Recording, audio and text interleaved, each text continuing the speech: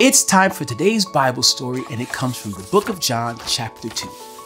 One day, Jesus went into the temple, which was like a church, in what was called Jerusalem. The temple was meant to be a place where people could go to be with God.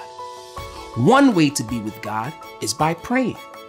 But when Jesus got there, he was not happy about what was going on. People were selling cows and sheep and doves. They were trading money, and some were even cheating people out of their money. And all of this was happening inside of God's temple. This made Jesus very upset. The temple was not a place to sell things and treat others unfairly. Jesus made a whip out of a rope and chased the animals out.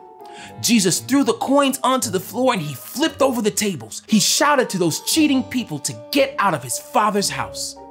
Jesus did all of this because he wanted God's light to shine bright in the world.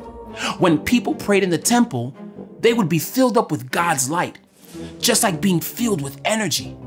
And then they would go and share God's light with others. They couldn't do that if the temple wasn't a place to pray. But Jesus made sure it was that day. By doing what he did, Jesus shined God's light and made sure that others would too. But we don't have to go to the temple or church today.